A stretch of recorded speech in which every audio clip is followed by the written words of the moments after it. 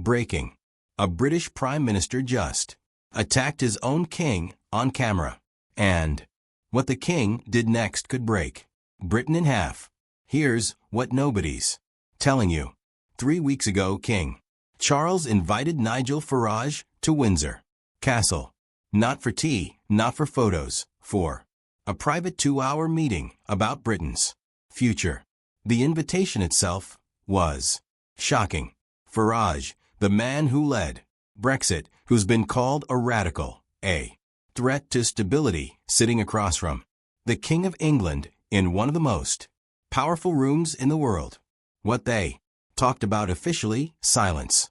The palace won't say, Farage won't say, but one document leaked from that meeting. A Reform UK paper titled Restoring Britain's Democratic Foundation. Page after page attacking Parliament for destroying the delicate balance that kept Britain stable for 300 years. It accused MPs of ignoring voters, of making laws nobody wanted, of putting party politics ahead of the country. And then, at some point during those 2 hours, the king said 12 words that would change British politics forever. Perhaps it's time for fresh thinking. The current path seems unsustainable. 12 words. That's it. If this story matters to you, hit subscribe right now. Because what happens in the next 72 hours could decide if Britain stays united or falls apart. The meeting was supposed to stay secret. Royal protocol is crystal clear. The crown never picks sides, never plays politics, never risks scandal. For centuries, British monarchs have survived by staying neutral, by being symbols, not players. But 48 hours after that meeting, every major outlet in Britain had the story. The Times ran it on the front page. The Beast led the evening news with it. The Guardian published leaked quotes. Even the Daily Mail, normally loyal to the crown, couldn't ignore it. Someone leaked it. But who? Reform UK had no reason to. They needed privacy, not headlines. A leak would make them look like they were using the king for political gain. Palace staff would never betray the crown. That's career suicide. These are people who have dedicated their lives to protecting royal privacy, which leaves one suspect. Downing Street itself.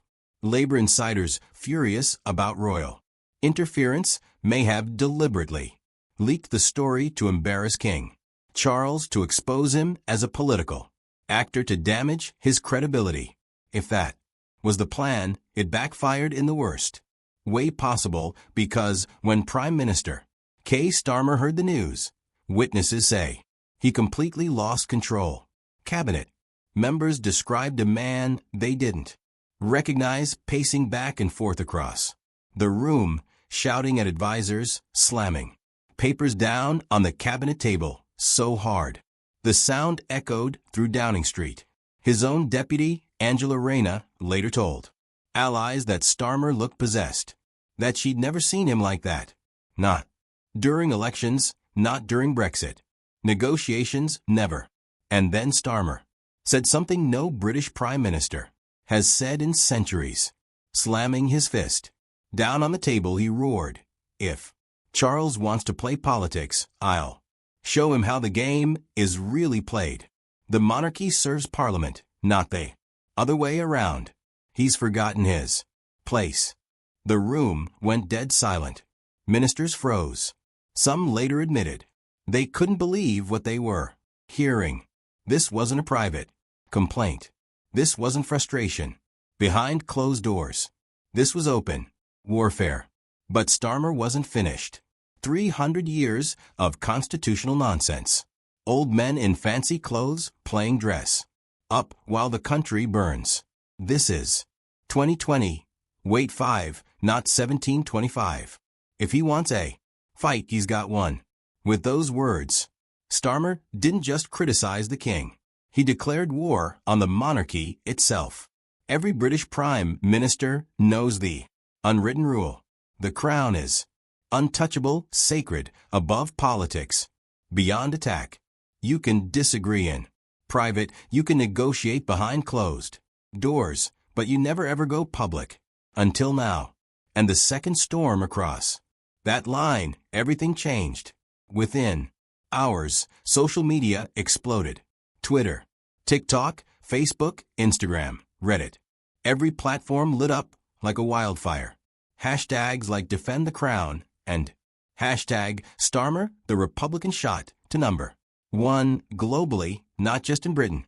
Worldwide, memes flooded feeds faster than Labour's communications team could respond. Starr photoshopped as Oliver Cromwell, the man who executed King Charles I in 1649. Starmer ripping up the Union Jack. Flames. In the background. Starmer in medieval. Stocks being pelted with tomatoes with the caption, "This is what happens when you forget 300 years of tradition." It wasn't politics anymore. It was public execution by Rico. But here's the shocking part. It wasn't just conservatives attacking him. Lifelong Labour voters, people who'd supported the party for decades, turned on Starmer with a fury nobody expected. Margaret Thompson, a 68-year-old retired teacher from Liverpool, posted a shaky TikTok video that captured exactly how millions felt. Sitting in her kitchen, voice trembling, she said, "I voted Labour my entire life. We survived Thatcher. We survived Blair's wars. We survived austerity. But I cannot survive a Labour leader who spits on the crown. This isn't who we are." That clip hit 2.3 million views in 24 hours. Thousands of comments from other Labour voters saying the exact same thing. "I'm done. This isn't my party anymore. Starmer has lost his mind." The polls confirmed the nightmare. A YouGov survey taken 36 hours after Starr's outburst showed that 73% of Britons believed he went too far. Not 51%. Not a slim majority, an overwhelming supermajority. Labour's approval rating collapsed from 42% to 28% in a single day. That's a 14-point drop. In modern British politics, that's catastrophic. In Labour strongholds, Liverpool, Manchester, Newcastle, places where Labour has won for generation. Support cratered by double digits overnight. Nearly half of Labour's own voters admitted in anonymous polling that they were reconsidering their loyalty, not to the Conservatives, not to the Liberal Democrats, to Nigel Farage's Reform UK. This wasn't bad press. This wasn't a difficult news cycle. This was political suicide playing out in real time. Inside Labour headquarters, panic turned to open rebellion. MPs created WhatsApp groups with innocent names like communication strategy and damage control that quickly became something else entirely. Coup headquarters that the question wasn't if they'd move against Starr, it was when and who would replace him. Transport Secretary Louise Haigh was the first domino to fall. After what insiders described as a brutal screaming match with the Prime Minister in his office, she walked out and never came back. Her resignation letter leaked to the press before it even reached Starr's desk. Deliberate, calculated, devastating. I cannot support a leader who shows open contempt for the constitutional monarchy and the millions of Britons who cherish it. I will not be part of this government any longer. Within 6 hours, 2 more junior ministers followed. Each resignation was another knife in Starr's back. Each one gave permission for others to break ranks.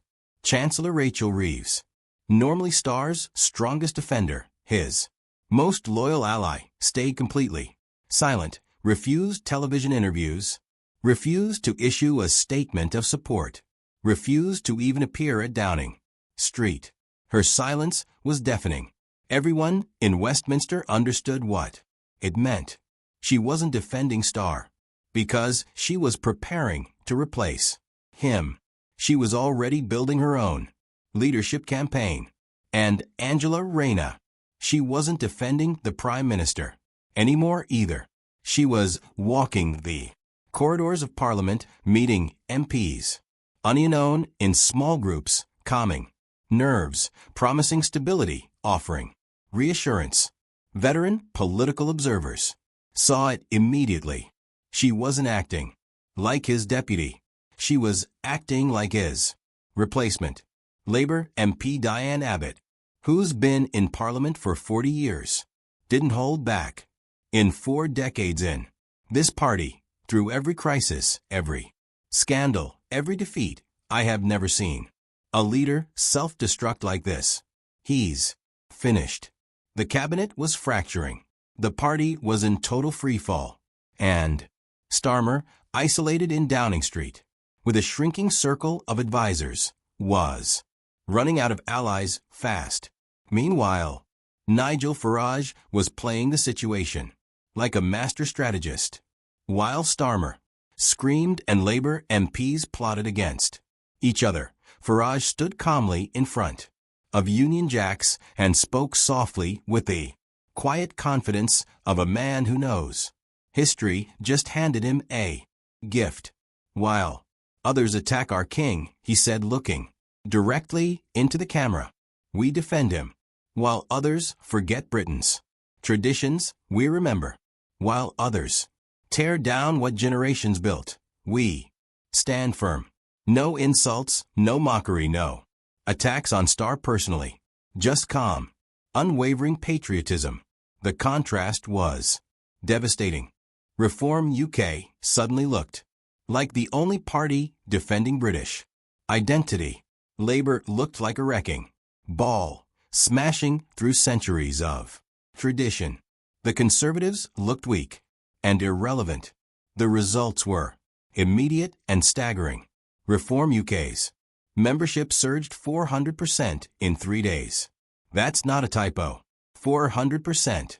Small donations poured into party accounts from people who had never donated to any political party before. Former Labour voters, lifelong Labour voters, switched their allegiance overnight. For the first time in British political history, Nigel Farage wasn't just a protest figure. He wasn't just a disruptor. He was a legitimate contender for real power. The polls captured the earthquake. Conservatives at 32%, Labour 26%, Reform UK 24%, a three-way race, a fractured nation. A political crisis nobody saw coming, and through it all, King Charles said absolutely nothing, not a statement, not a speech, not a single public word, but that silence turned out to be the most powerful weapon of all. Every hour Charles stayed quiet, the public fury at Starmer grew louder. Every day he remained calm, dignified, and composed. Starmer looked more reckless, more unstable, more unfit to lead the country. Constitutional experts called it a masterclass in royal strategy. Professor Sarah Matthews of Oxford explained it perfectly. The monarchy survives by staying above politics, by saying nothing. Charles allows Starmer to destroy himself. Every hour he refuses to respond. The crown looks dignified, and the Prime Minister looks desperate. Palace insiders whispered privately that Charles felt deeply wounded, even betrayed, that the office he had waited his entire life to serve, that he had dedicated 7 decades to preparing for, had been dragged into such ugly, poisonous political theater. But outwardly, he gave nothing away. No anger, no bitterness, no emotion at all. Just quiet, dignified strength.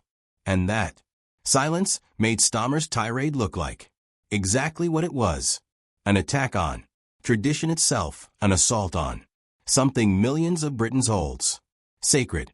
Now Britain stands at an absolute breaking point. Outside Parliament, protesters fill the streets day and night. Some demand Starmer's immediate resignation. Others call for abolishing the monarchy entirely. The two groups occasionally clash with police forming barriers between them. The nation isn't just divided anymore. It's shattering into pieces. Rumors swirl of emergency royal meetings. Some claim abdication was discussed. Others insist Charles is preparing to use ancient constitutional powers that haven't been invoked in modern times. Could the king actually strike back with real force? Or would that only prove stars point that the monarchy still clings to power it no longer deserves? Inside Westminster, the rebellion against Starr has reached critical mass. WhatsApp groups that started as simple damage control operations have become full-blown coup headquarters. MPs openly discuss removing him. Names of potential successes get traded like currency. Angela Reyna, Rachel Reeves, yet Cooper. West Streeting, Starmer's grip on power isn't just slipping anymore. It's completely gone. He's a dead man, walking. And still one haunting question echoes louder than all the rest. When a Prime Minister declares war on his king, who survives? So here's what I need to know from you. Does Starmer survive this crisis?